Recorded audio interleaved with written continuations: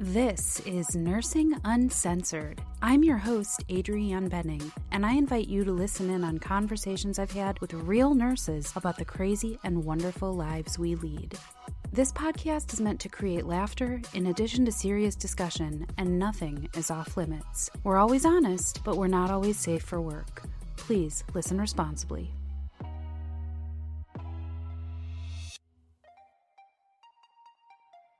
Welcome back to Nursing Uncensored. I'm your host, Nurse Adrianne Benton, and today is a first for this podcast. In addition to having a really important and inspiring focus for today's show, it's the first time I have had two guests in the studio.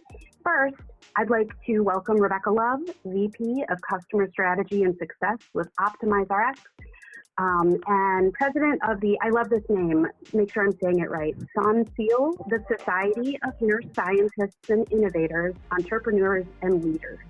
Welcome. Thank you so much for having me. It's so great to be here with you, Adrianne. Yes, thank you. And then we also on the line have Lynda Benton. She is the Senior Director of Global Corporate Equity for Johnson & Johnson Nursing. Welcome, Lynda. Thank you so much, Adrianne. Great to be here.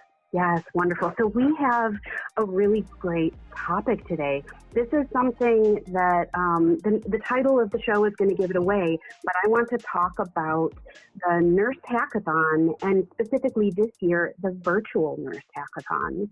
So I would love it if we could just, if you guys would both, before we get into talking about the hackathon, I would love for you both to maybe tell our listeners a little bit more about yourselves. Sure, absolutely. So thank you so much, Adrianne. I've been a nurse now for well over a decade. I was a master's prepared nurse and nurse practitioner for a decade. But really what my life sort of changed after I was a nurse that wanted to try to help my students find jobs and my hospice patients find nurses. And I really struggled to figure out how to start a company. And a friend of mine said, hey, Rebecca, there's this medical hackathon going on and you should go. And like everybody's question, I at that time was like, what is a hackathon? I had never heard about it, and he explained it as a large group of people come together with different problems they want to solve in healthcare, form teams, and over the course of a weekend, they create solutions. And in that course of the weekend, I learned more about the business of healthcare than I had ever learned in a year of starting a business. And more importantly, I felt the way that I was engaged with all of these senior healthcare leaders transformed the way I looked at the impact nurses could have on healthcare. And that was really how my career started, and started to pursue having a nurse hackathon. And the story changed when I connected with the Dean of Northeastern, a woman by the name of Dr. Nancy Hanrahan, who when I called her and I said, you should really host one. And she said, well, I'm going to do a summit. Why don't you run a hackathon and we'll see where it goes. And that's when we launched a year later the entire Nurse Innovation Entrepreneurship Program. And at the time, nobody was talking about that. And the world has changed in 5 years. And I'm sure we'll dive into that a little bit more, but it became an exciting ride that we then spun out 2 years later into the national organization of SONSIEL. So that's my background. That's wonderful. That is great. I'm getting goosebumps just thinking about the innovation and exciting things that you've been a part of. Wonderful. Thank you so much for sharing. And Lynda, I would love to hear your background as well, please. Sure, absolutely. Again, thanks for having me on the podcast this morning. So Lynda Benton, I'm with Johnson & Johnson actually 29 years, so a very long time. And I'm always the first one to say, while I'm not a nurse, I consider myself a nurse wannabe. Because I've had the pleasure of working alongside and in partnership with nurses throughout my career in a variety of ways. And I've always had a very strong appreciation for what nurses bring to healthcare. And like Maddie, I also have nurses within my family. But it was in 2017 where, my role evolved, I took on responsibility for leading the Johnson & Johnson nursing campaign. And the quick backstory there is, this is a campaign that, started in 2002, although J&J, by the way, has supported nurses for over 120 years, right? Way back at the beginning of the company.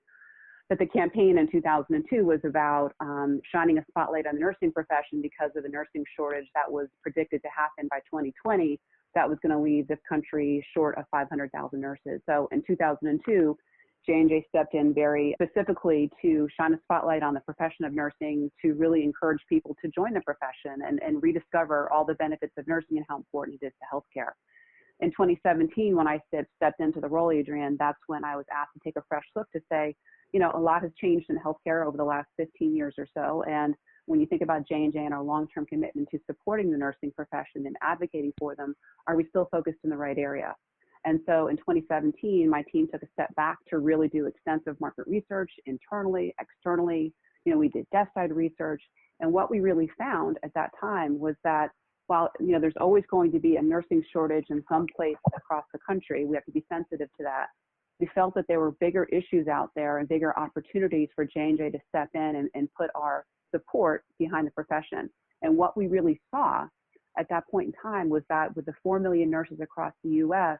doing amazing work and innovating on the front line to really transform patient care, nurses still, in relation to how they're perceived and their importance to healthcare, were kind of a step behind. And so what we really felt that we could do is put, again, our support behind elevating the role of nurses as innovative leaders on the front lines, really transforming healthcare and strengthening health systems, because we feel that nurses are doing it every day, but a lot of people out there don't realize the impact of nurses and see how they can really contribute.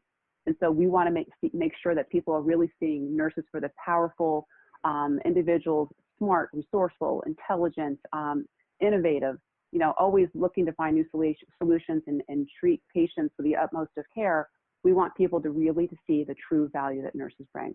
And so that's where our campaign shifted our strategy in early 2018. And that's when I came across Rebecca, I want to say probably late 2017, early 2018, and it's been a great story ever since. That's fantastic. It sounds like you both have really turned your focus to harness the power of a large group of people who, I know when I'm at work, I tell people the thing you complain about, the thing that annoys you is the thing that you need to innovate and improve. That's your quality improvement project. That's your evidence-based practice study to do. Like, these are the things that nurses are specifically trained to do, is figure out, we've got X number of things, resources to work with, and we've got this problem. How do we make what we have fit what we've got? And if it doesn't fit, how do we create something that fits? I feel like that's a recurring theme for nurses in every role that they play, whether it be nursing home, hospital, administration. We all have that kind of innovator gene, and I think that's what makes us good healthcare providers, whether we have a CNA, an LPN, an MBA, whatever your contribution is. This kind of multidisciplinary aspect is so important. And we're going to talk about that a little later about the collaboration that occurs. So, Rebecca, you talked a little bit about like what the Virtual Nurse Hackathon, how it began and how you got involved. I would love to maybe talk a bit about what does it look like? What does the actual Nurse Hackathon look like? I know that it's different because prior to this pandemic, it was in person. Is that right? It was. We had only ever done them in person, which because it was an idea that as the crisis of COVID unfolded, we started as SONSIEL started to host virtual nurse meetups and on a Thursday evening, and nurses from around the world. And when I say around the world, we had Nepal, Africa, Israel, U.S., Canada, all over the world were dialing in to talk about what they were seeing on the front lines of COVID and how they were managing it. And what we started to hear was incredible hypotheses and treatments and engagement of patients on the front line. And what we were seeing is that the nurses, we knew that protocols were changing rapidly. The status quo was falling quickly because the way we had been doing medicine was not working in the way that we needed to treat COVID patients. And it was in those moments that we were sort of in this really dark discovery time in April that it was like, look, there seems to be could we pull off a hackathon? And Microsoft had engaged both Lynda and I before. Molly McCarthy, who's the chief nursing officer over there, had engaged about the past hackathon that we had in person as potentially exploring interest in doing one in the future. And that was when we said, could we potentially pull off a virtual hackathon? It was brand new to the world and ideas for us. And we thought that they had been done that way before. And we sort of learned as we went, nobody had ever done a true 100% virtual hackathon before. And so it was an experiment or a hackathon all of itself leading up to one. Lynda, do you have some thoughts on that? Yeah, I mean, it was one of those things where, and this is one of the things, Adrianne, that I appreciate so much about Rebecca and about SONSIEL and the nursing profession in general. When you see a problem, you roll up your sleeves and you get it done. So we had that conversation, and literally we were launching the hackathon less than a month later. So it was an incredible opportunity, to Rebecca's point, to really help leverage the power of nurses and what they were seeing on the front lines, and give them the support that they needed in relation to come together and help solve. And so one thing that was different about, not different about this hackathon, but what we wanted to do is we wanted nurses to leave here with a product that they could actually see implementation of. And recognizing that Microsoft had the technology platform that was engaged in a lot of healthcare centers, we wanted to make sure that where hackathons by themselves are really innovation events. They sort of take you through the highs and lows of like challenging a problem and coming up with solutions. The reality is getting those ideas implemented post-hackathon can be very challenging. And so by leveraging the network that Microsoft and J&J brought to the table, we had high hopes, and we still have high hopes, that what's going to happen is these ideas and these solutions that are created are actually going to be implemented across healthcare for some of the biggest challenges that nurses were facing on the front lines. And that's so important, is that these things be actionable, because talking about things, developing things is so important, but it's really seeing it being used by, to use a tech term, by those end users, those people on the front lines that are seeing, are these systems working? If they're not working, what would work better? What is working? Can we do more of this? So it's not something that you can do from a distance. You need to really make sure that these ideas are translating to real life. And I think that's what's so powerful about this hackathon, is this isn't just, discussion boards of people arguing ways to do things. This is actual collaboration, and with the goal of implementation. So I was reading a bit on the site, the hackathon site, and it talked about having kind of this broad spectrum of professionals. Were there other disciplines involved with this, in addition to, of course, the nurse space that we're talking about that's so critical? Yeah, absolutely. That was one of the fun things about this, is that, and I don't remember the specific statistics, but I want to say nurses were probably 60% or so of the attendees. And by the way, we had over 900 people registered and participating within the process, and then actually 450 people that were completely active over the course of the weekend, which is amazing in and of itself. And then we had 32 teams come out of it. But it was nurses, it was engineers, it was software developers. We had some physicians in there as well, who just really recognized the power of nursing, and they wanted to come together on these cross-functional collaborative teams. That's wonderful. So how are these teams kind of decided? How do you determine the best use of these individuals in these team roles? So I think that's why hackathons are so unique. It is in a truly, things that I love about hackathons is it is a complete opposite of what happens at a conference, whereas you sit down in your chairs and you're lectured to all day. The thing about hackathons is they create this organic community where people identify by their own volition where and how the group formation, what group or formation that they are going to choose. And it's literally stopping in and talking to people, identifying the problem that they're solving, and they're like, I get that, I can add value here. And then they join this team. And through the course of the weekend, although the people that would normally be on stage or talking or lecturing, these people that are sort of the experts step in and they become mentors and pre-pitch judges and final judges. And it is the nurse, it is the team that gets up on stage twice and drives the conversation about what's happening and addressing the challenges that they see. And I think one of the funniest things, even though it's not in the virtual hackathon, when Lynda and J&J and SONSIEL came together in the fall of 2019 to host this hackathon, the original hackathon that we launched together, that in person, we had a lot of questions of if we should allow it to be 100% open, or if we should drive topic areas. And I think that what has come to shine the light on why nurses are so innovative and they solve problems of things that we don't even realize are problems, is that our winning team was a team who came forward who said, look, my entire shift is spent in the dark. 50% of every nursing day is spent in the dark, and we have no way to see anything of what we're doing.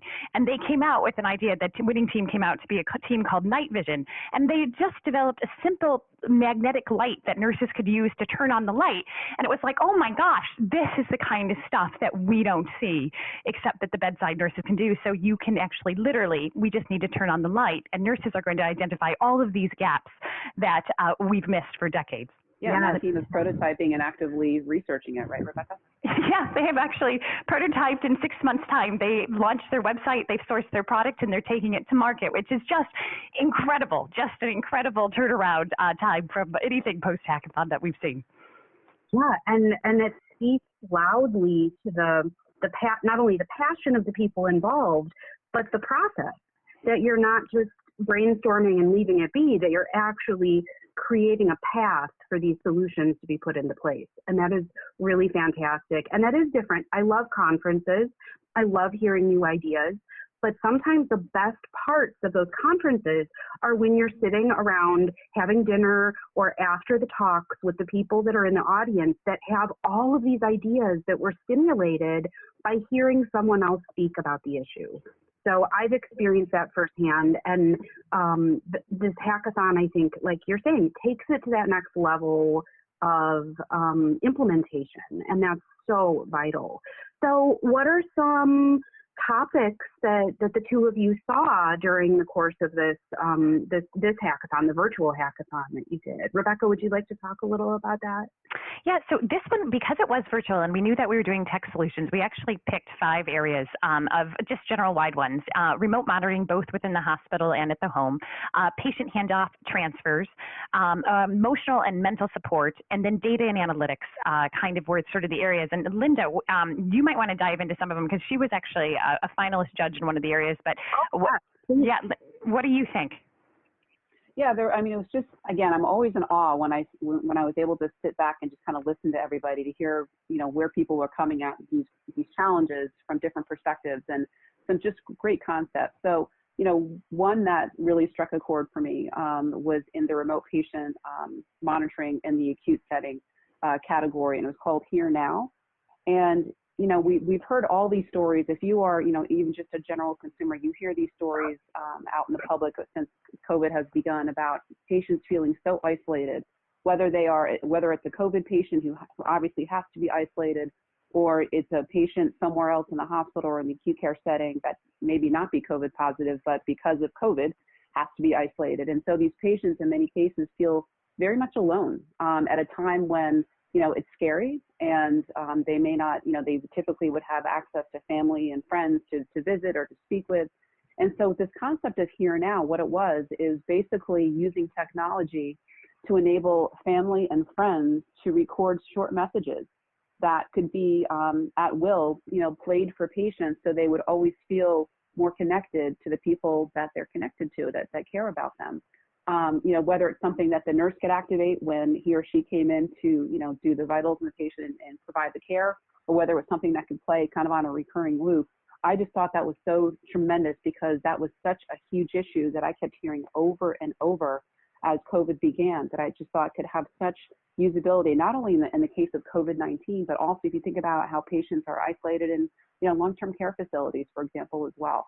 So that was one that just, to me, just spoke in relation to really clearly addressing a problem that we're all hearing that I'm sure would have great benefits. Another one that I heard that I thought was really cool was in the data reporting section, and it was coming at it from a completely different perspective, that it was all about activating school nurses. So you hear a lot about, the return to work, the return to school. How is that going to work? And certainly, as a parent myself, it's a scary thing to think about in relation to when and how that's going to happen and what are going to be the safeguards to protect, our families. And so this concept was about activating school nurses, but the challenge being school nurses, as we well know, there's not necessarily one school nurse in every school these days. A lot of times they're covering a much larger geography. But it was really about activating school nurses by partnering them up with student nurses who, because of COVID, were struggling to get their clinical hours, and really forming these teams in local areas to really run databases, to provide education, and to really actively engage with the school community to ensure that as kids were coming back in, that there was a clear process in place, that there was clear measurement in place, and clear communication in place. I thought that was amazing. Yeah, and I loved it. It hit 2 issues. And I love that idea too, because what they did is they decided, I don't know if you knew this, but the problem is how, when there's one school nurse for 600 students coming in, how are you going to keep them all safe? And so they used this combined technology focus of a daily symptom tracker, where basically before the students come in, if they had concerns, the parent could log into a database and send a message to the school nurses before school began, like, should I send my kid to school today or not?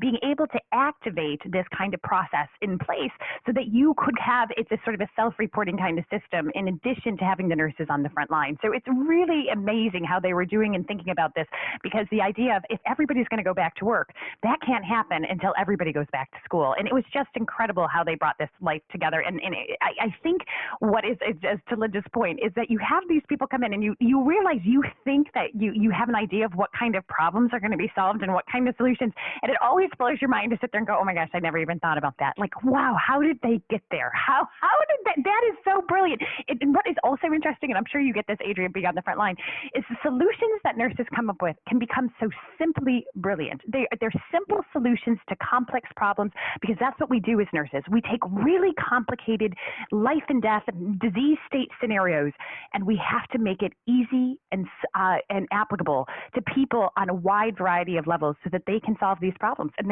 that's what we do as nurses. It's just tremendous. I wish you could see my face. I'm practically cheering, simultaneously crying over some of these ideas, because it really is true. And even with Lynda, what you were talking about with the video messaging for patients that are so isolated right now, it's heartbreaking. And nurses are suffering from this as well. And so putting these things into place not only hears the patient struggle, but it hears that the nurses are paying witness to this. And so hearing these ideas, it just touches my heart to know that nurses really, we all pay attention, and it's like you said, there are things that you didn't even know was a problem. And now there's this beautiful solution to it. I think that harnessing that power is just, it's brilliant. And it's true. Sometimes I tell people that nurses are MacGyvers of healthcare, kind of thrown back to that old 80s TV show. MacGyver could pretty much, fix or create just about anything out of rubber band and bubble gum.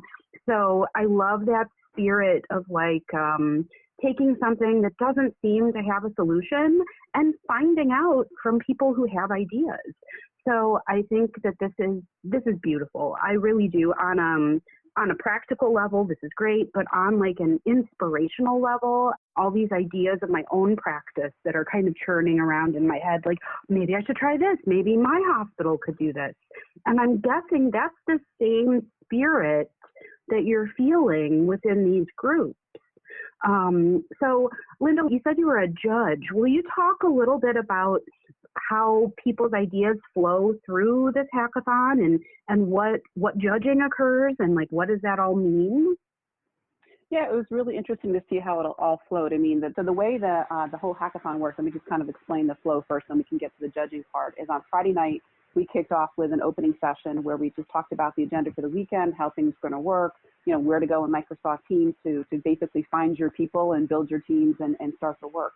And then we also, throughout the weekend, were able to provide the different teams with mentors, and then as well as pre-pitch coaches. So on Saturday afternoon, every team had an option to come and meet with a pre-pitch coach who's going to work with them on their pitch presentation, basically, to make sure that it was clean, that it was concise, that it was clear. They're ready to go for Sunday afternoon. So Sunday afternoon is when the actual judging took place, and we had judges broken out across the 5 different areas. I happened to be on the one related to mental health.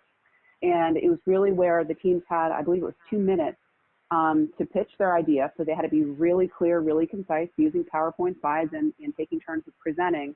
And then we had a couple of minutes to ask questions, and then we wrapped up and went to the next team. But we were really looking for, again, the clarity of the idea. Was it an idea that could really transform health as it relates to COVID-19? Was it something that was actionable? Just as some of the examples. And again, it was hard. When we saw the teams come through, it was really hard to finally decide, who we were going to elevate up as the quote unquote winning team, because there were so many winning ideas across the board. I imagine that's got to be one of the hardest parts of the whole weekend is kind of narrowing it down. And I hope that, there are some nurses out there that even if their idea wasn't chosen, that maybe they can pick up that idea and run with it anyway in their institutions and sharing that within their systems. But the judging, talk a little bit, please, about the perspective of how you do make that choice when you have so many you said that it's implementation, clarity of idea. So what sort of ideas were winners, I guess? Yeah. So, I'll talk about not the one that was in my area, but I'll go to the one that was in the patient transfer area. That was called Nurse GPS. And again, thinking about a common problem that is faced in healthcare institutions, and in the case of COVID-19, certainly, but certainly beyond that. And that concept was basically that when patients are in, especially when you think about institutions right now, being in a whole new state of urgency in relation to trying to get patients to the right level of care, especially as they come in with COVID and all the things that go along with that. Nurse GPS was about making sure that teams could figure out what equipment they needed to care for patients in a really time efficient way. So again, not being a nurse myself, but the way I understand it is when you are admitting someone or bringing someone to the floor and you look at whatever their situation is or what equipment is that you need, you kind of have to go find it. And what Nurse GPS was all about was basically finding a way to basically almost tag different pieces of equipment in a really smart, efficient way that could be managed, I believe, in the cloud, so that if I know I need, totally making this up, a crash cart, I could tell that a crash cart was in room 3 on floor 2, and that it wasn't in use, so I could go quickly grab that and bring that in for my patient where I needed it. So that, again, was an example of something that we felt was based upon a true need. We thought that really could transform human health because of the fact that, with any situation, but obviously with COVID as well, time is of the essence. And we really felt that it was really something that people could clearly identify with that could have universal appeal, as an example. I want that right now. One of the things that I complain about most often, so my unit is kind of shaped like a long racetrack. It's like an oval racetrack, and the storage unit is at one end.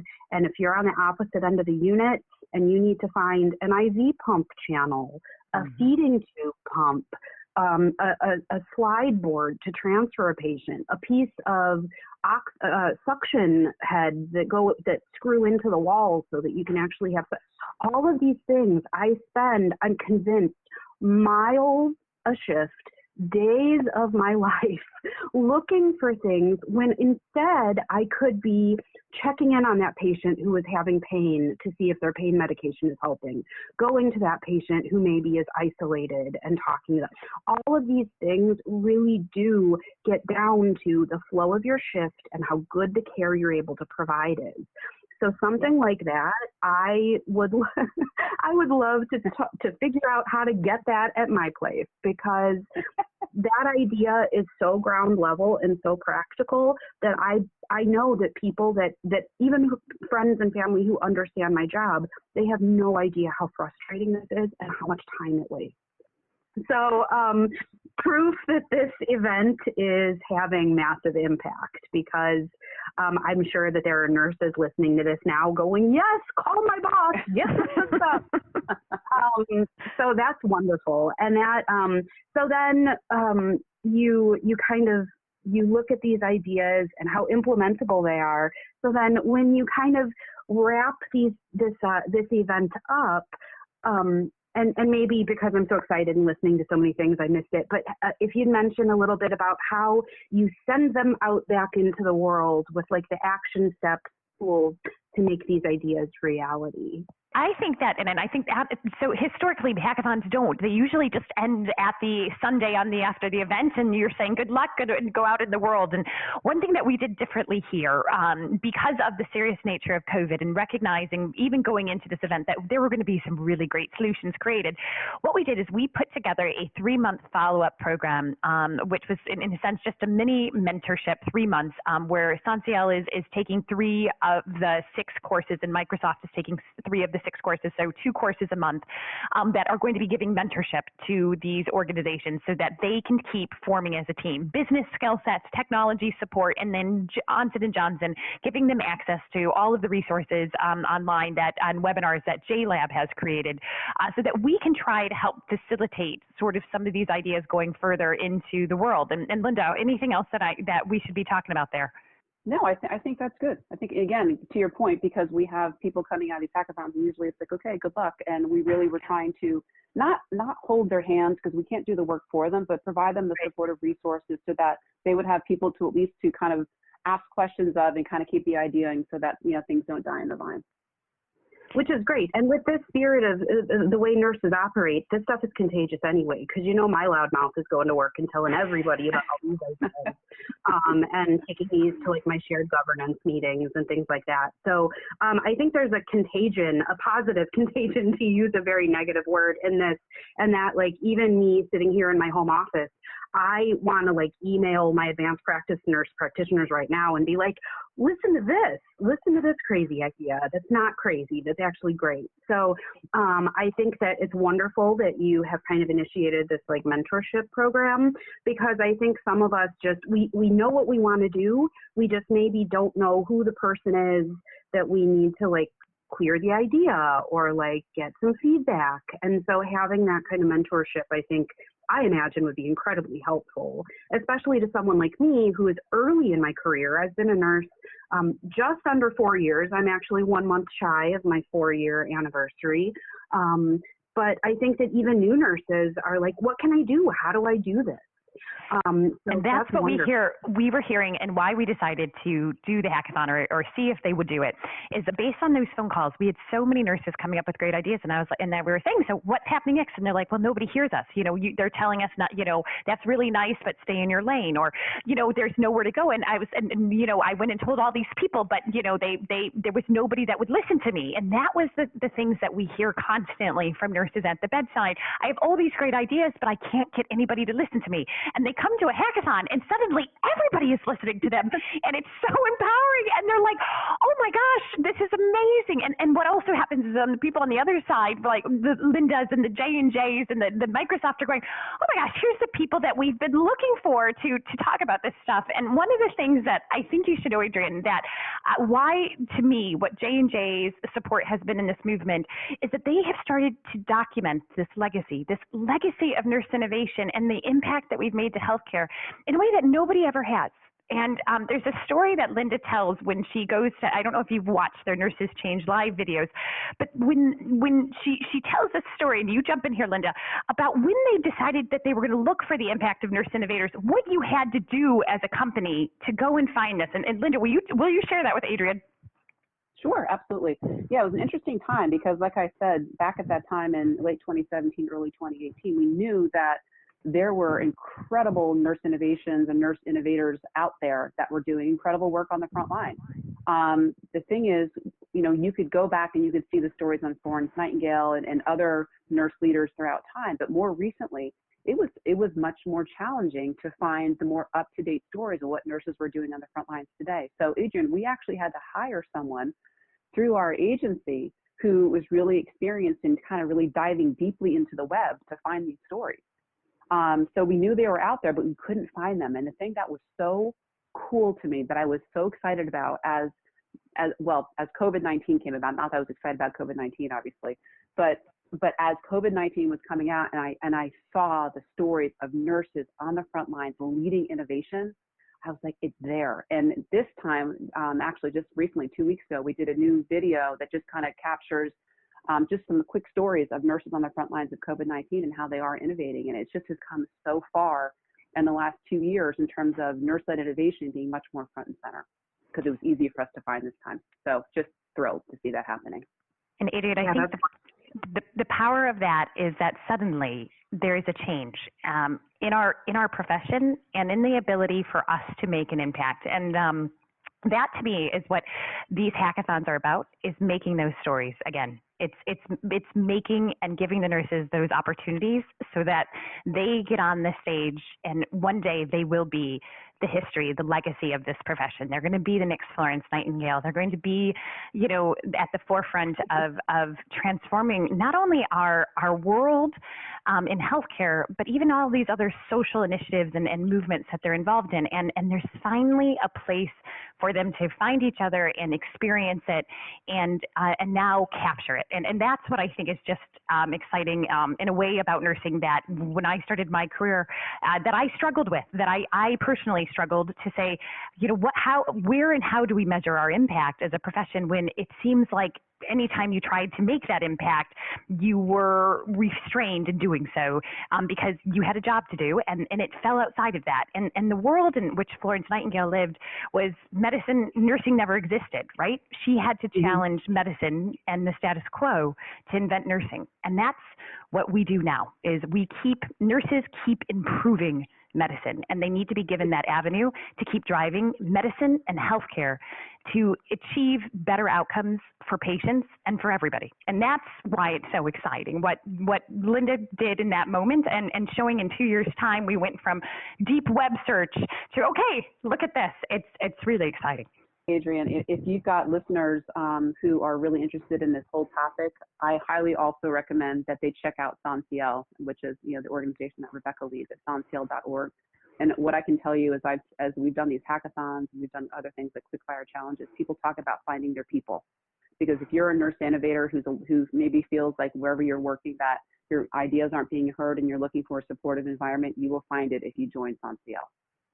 No yes, doubt. And actually, could we take a moment to talk about SONSIEL? That is, and I want to make sure I've got this right again. I want to say it because I love this name, because it's I want to be in it. Society of Nurse Scientists, Innovators, Entrepreneurs, and Leaders. Is that right? That's SONSIEL. It is.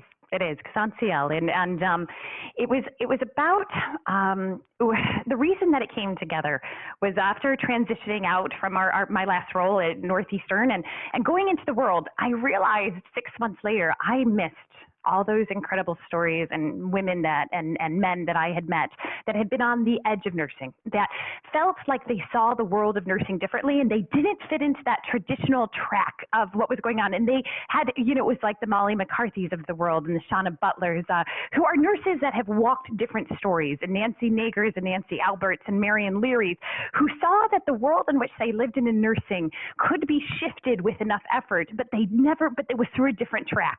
And so we started to, at that time, this was last year, literally, there was this need to sit there and say, could we create an organization that would redefine what nursing looked like to the world and also to our profession? And that if anybody wanted, I didn't care what their degree was, as long as they wanted to make an impact and they wanted to change healthcare for the better, I wanted them to find a place that they could belong. Because in my own life, I always felt like I struggled to fit into nursing. I always did this, kind of feeling like I saw the world slightly different and didn't know how to break through. And so we went out and I went out and started to ask nurses, colleagues of mine, if they would give us their name and their reputation to create this new kind of society. Because there's 800 nursing associations in the U.S. We have 4 million of us. You can go anywhere. And I have to admit, it was an interesting time, and somehow it came together. And in the course of a year, we went from running the Think conference and getting accepted into being we are an associate member to the United Nations of the Coalition of Non-Governmental NGOs, which means we can put nurses on committees at the UN. We published our first book in the first 6 months. It just came out, called The Rebel Nurse Handbook, and it's stories of all these rock star nurses, 3 to 5 pages about how and what they've done in nursing, and they make you laugh, they make you cry. When we've done 2 hackathons, and then when the COVID crisis hit, we launched the virtual Meetups, but more importantly, we also launched the Share Initiative on March 17th, when we started to recognize that nurses were without PPE, and it was only showing up on social media. And we're winding that program down at the end of this month, and we've moved over 250,000 of PPE to the front lines, raised over $100,000 in partnership with Glow Good Foundation, which is a dental organization, and have helped dozens of nearly 100 healthcare systems receive masks, gloves, gowns, shoes as their nurses were running out of supplies. And that's what we've done with 100% volunteer board, all of us working full-time jobs elsewhere, to try to make an impact in nursing. Wow, that is incredible. And I immediately had to pull up the Rebel Nurse Handbook on my screen here, because I'm like, that sounds like exactly the book that I need to be reading. And even when I cruise, when I'm scrolling on like Instagram or, nurse Twitter, there are so many nurses that fall into this category of like having ideas, having these innovative new outlooks of things. I mean, to get back to what we were saying about Florence and some of these other nurses that have pushed the profession to what it is today, Florence was like the crazy rich girl that was like, get them up off the floor and wash your hands. And everybody was like, what? No, silly woman. But really, despite all of that pushback, she was persistent and saw results. And those results are the things that like keep us moving forward. And hearing these ideas and hearing about these things that are actually put into place to improve the lives of nurses and patients is awe-inspiring, like it's humbling, but at the same time, it makes me want to jump out of my seat. And I hope that people listening are feeling this way as well, that idea that maybe they're not being heard for, instead of just dropping it or letting it fall to the wayside, that they're finding organizations like yours that can help them like elevate what they're trying to do, make it a reality. I think that's the recurring theme of what we're talking about, is taking these great ideas, which are abundant, and putting them in the right place with the right people listening at the right time. So I want to just recognize the part that every nurse plays in that, especially, is it SONSIEL? Am I saying it wrong? Yes. I kept saying SONSIEL. Okay, SONSIEL. So I encourage people to look this up. How do people get involved with this if they're listening to this going, yep, that's where I need to be? So to Lynda's point, sonsiel.org. You can also find us on LinkedIn and other places. They can email us directly, but sonsiel.org, and you can join as a member and sign up with one of the events and the virtual events that we're having going on, and seeing where the world goes from here. And I'm leaving this call to go straight to a meeting as we organize another, just sort of all of our committees and bylaws. Well, our bylaws are done, but committees and everything to make all of this happen. So it's very exciting, and we would love anybody to join. Yes, and then back to our original topic of the hackathon for a second, future plans for that. If someone listening wants to be involved in this, and also as a side note, I would love to have both of you, either of you, someone else, anyone who wants to talk about this when we come upon the eve of the next hackathon, whether our country is able to do it in person or virtually again. How do people keep their eyes open and pay attention when this is coming around again? Great question, Adrianne. I'll tell you that, and we have our official debrief with all of the hackathon organizers this coming Monday. But I feel, from a J&J perspective, I think Rebecca's in the same place, that we are onto something here. And this is a format in terms of hackathons, whether it's in person or virtual or some kind of mix, that we really feel is very important to carry forward. So I would say stay tuned. I think there could be something even actually this fall that will be able to provide an opportunity for people to engage. But if you stay and follow the works of SONSIEL or Johnson & Johnson, for that matter, J&J Nursing, which is nursing.jnj.com, you can kind of see what we have planning and what's forthcoming. But I'm pretty confident that there will be a follow-up opportunity for people to engage and participate. So stay tuned. That's wonderful. Yeah, I encourage everyone to look these things up, bookmark them, keep them in your mind, because this is, thank goodness, not going away, but rather gaining momentum. I look forward to seeing what comes out of future hackathons and future things done both by SONSIEL and Johnson & Johnson, because I think it's important to know that these partnerships are getting stronger, and that's so important in this industry, because I saw in one of the videos that I watched from a previous hackathon, one of your in-person hackathons, I don't remember who it was, forgive me, but someone said at the podium that we are going to create and innovate more in the next 20 years than we have in the last several hundred. And that is inspiring and also so intimidating, but all of us can play a little part in that. And that's what's so wonderful about all of this, is that every nurse, from the day she gets her license to the day she retires and beyond then, even retired nurses, all of these contributions are important. So I want what we're talking about to empower everyone that's listening to take that idea that maybe they've been sitting on and get that to the attention of people that want to help make that reality. Don't give up is what I'm saying.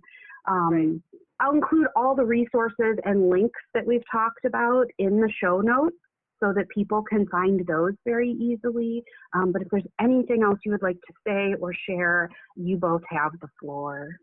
I would just say quickly that to your earlier point, Adrianne, it's, to me, every nurse is an innovator. And the thing is that we have found through research is that not every nurse understands that they are an innovator.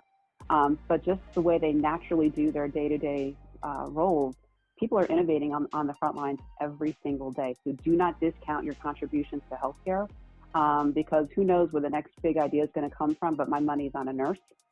So make sure that that you think about yourselves as innovators and think about your contributions to healthcare, and you make sure that your voice is heard. And if your voice isn't being heard, make sure that you're connecting into organizations like SONSIEL who can help your voice be heard, and you can find your people. Wonderful. Rebecca, any parting thoughts? I can only say that the world that we're living in healthcare needs us. They need nurses. They need strong innovators. We need nurses that are going to be strong leaders to take us forward. And the truth is, it's not who's behind us that's going to make it happen. It's those who are in front of us, those that are like you, that are 4 years in, those that are coming right behind you. This is your profession. Define it in the ways that you want it to be in the future. And that's the kind of energy that we need to really go forward and change the future of healthcare, and also stabilize and strengthen and build our profession. And the legacy that we're going to leave is going to be of incredible impact. And so thanks so much for having us, Adrianne. It was a lot of fun. Thank you so much for joining me. I want to encourage folks again, check out the show notes for all the things that we've talked about. You can also go to nursinguncensored.com. You can find back episodes, blogs, other resources that we're amassing for you. Again, I want to thank Rebecca Love and Lynda Benton for being here with us today. Guys, thank you so much. And as I end every show, I wish you happy nursing.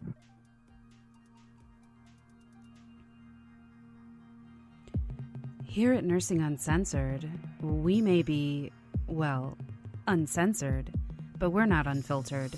Protected health information has been changed and concealed to comply with HIPAA. The things we talk about are from years of experience with thousands of patients, things we've read, stories we've heard. If you think we're talking about you, we're not.